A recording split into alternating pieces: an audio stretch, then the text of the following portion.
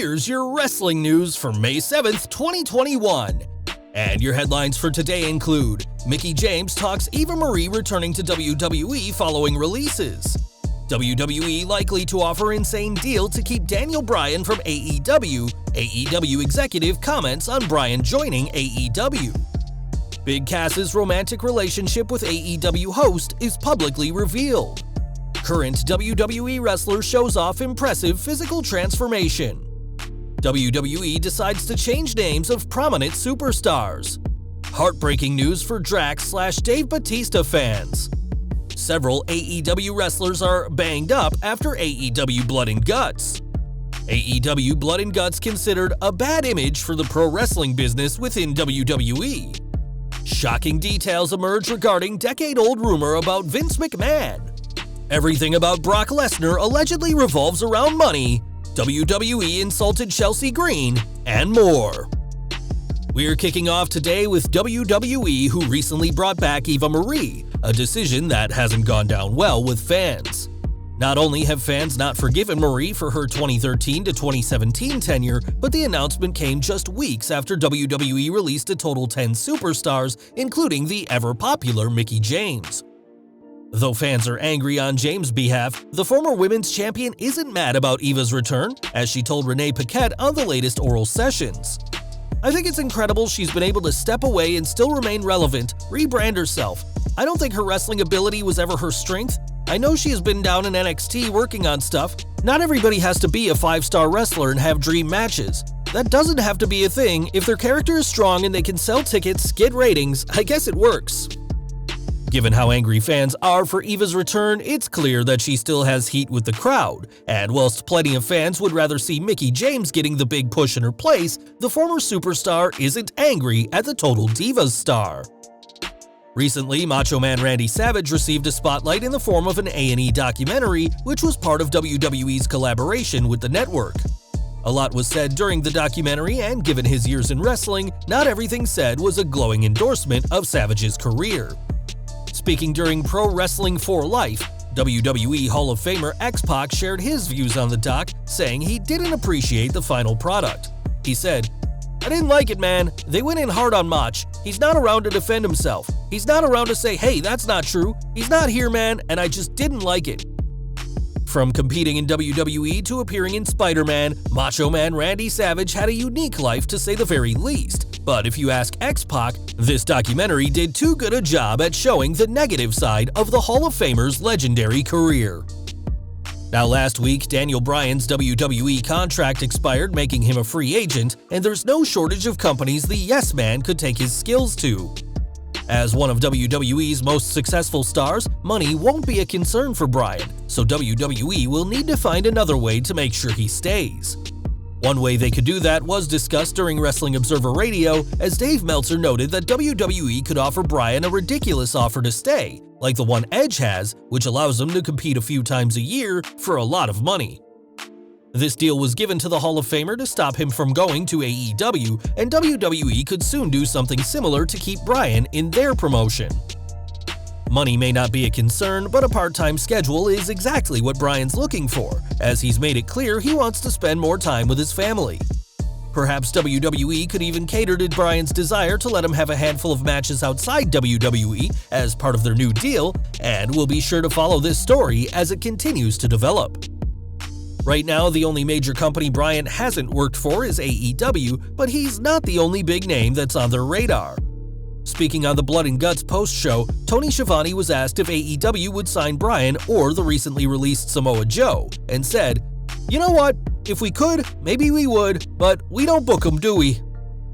Right now, it looks more likely that AEW will sign Joe than Bryan, as we know for a fact that the former NXT champion isn't with WWE, but ultimately, these decisions can only be made by the wrestlers themselves.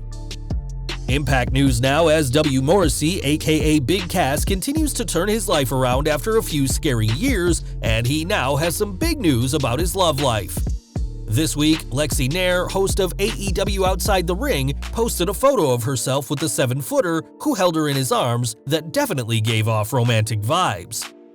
Nair's caption, asking Aunt Alexa to play "Can You Feel the Love Tonight" from The Lion King, all but confirmed that they are a couple.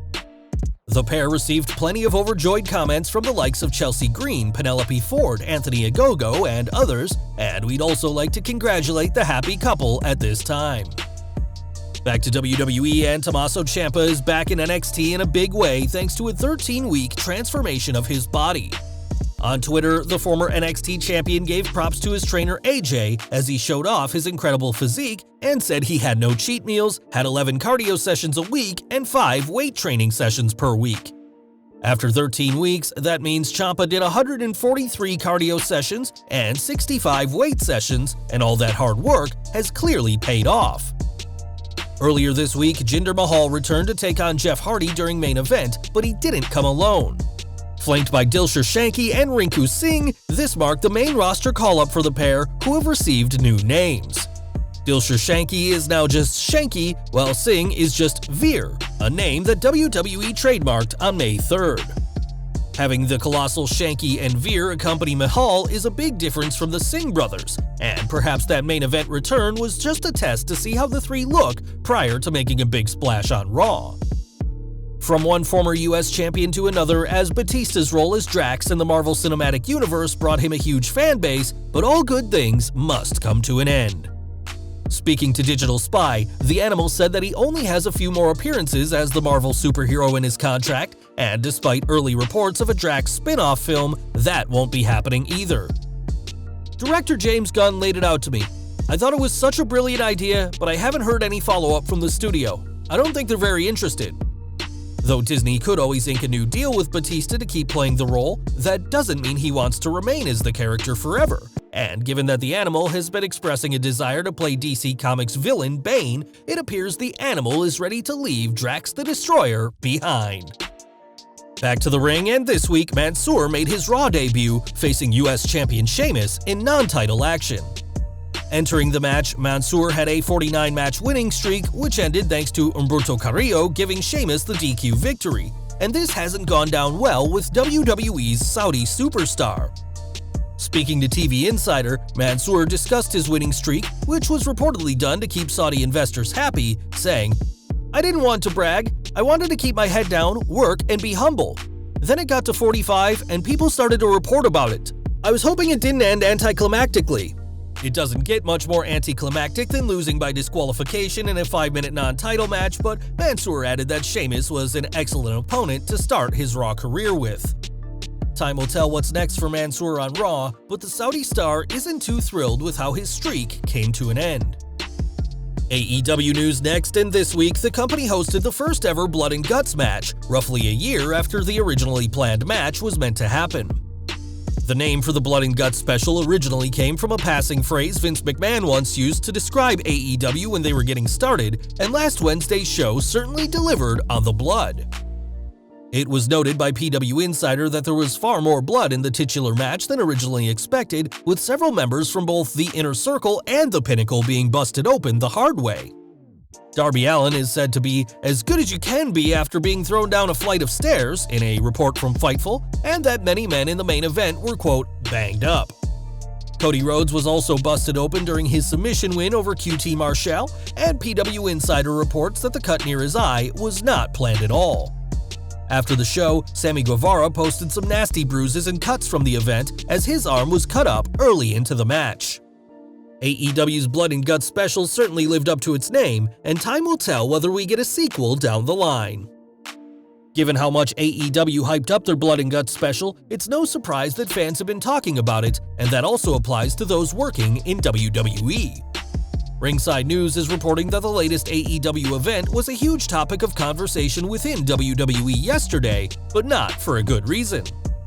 The majority of people backstage considered the Blood and Guts match, quote, barbaric, with a tenured member of the creative team saying the match was bad for the wrestling industry, especially with the very obvious blading.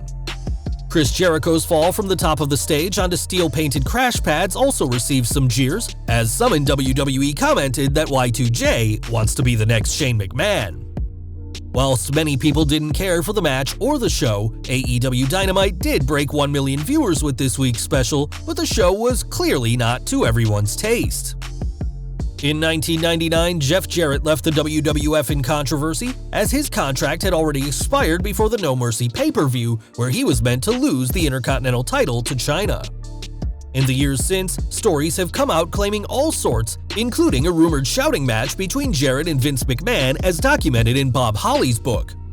Speaking during his My World podcast this week, Jarrett refuted that he shouted at McMahon, and he also refuted the claim that Shane McMahon wanted to fight him, calling the claims not factual at all. Since returning to WWE, Jarrett has said the discussion with Vince was over unpaid merchandise royalties, though it's worth noting that before his 2018 return, Jarrett always bragged about holding Vince up for money. Whatever the truth is, Jarrett is back with WWE, and if he's to be believed, the reports of his confrontation have been greatly exaggerated. Chelsea Green knows all about an unceremonious WWE departure, but even her first steps in the company didn't go according to plan. That's according to Green, who this week spoke about joining WWE and being told that she was too similar to the Iconics. Green also claimed that she was told she'd only get the job if the Australians didn't pass their physical, but still got hired alongside Billie Kay and Peyton Royce. Now all three women are gone from WWE, and perhaps a stable could form given how similar WWE believes the trio is. Paige News now, as the former SmackDown general manager, has 2.6 million followers on Twitter despite being pretty irregular with her posts. This week, Paige explained why she doesn't post on Twitter often, saying she sometimes thinks she needs to post on social media more before checking the kind of discourse you see on social media. It's no secret that Paige was, and continues to be, ridiculed on social media over events that happened years ago, so it's no wonder why she keeps off sites like Twitter, and the former NXT Women's Champion is much happier sticking to her Twitch streams. And we're ending today with Brock Lesnar, who left WWE after WrestleMania 36 and is expected to return when fans do. One man who knows Brock exceptionally well is his former nemesis Kurt Angle, who spoke this week about what motivates the Beast incarnate. Speaking on his show, Angle discussed Lesnar bringing Kurt to Japan following the Olympian's WWE departure, saying, "He brought me over to Japan, right, and did the job for me. And then he wanted to have the rematch because he wanted to make more money. Brock is all about money, and he is a very stern businessman. Everything is revolved around money for him. It's money first, passion second." Angle won the New Japan Pro Wrestling World title from Brock, a match Lesnar was happy to lose as he had his eyes on the rematch. So whenever Brock does return to WWE, we know it'll be for some serious money. Well guys, that's our news for today. Please share your comments below. Also hit the like button, subscribe to our channel, and hit the bell icon to receive all notifications. And as always, thanks for watching.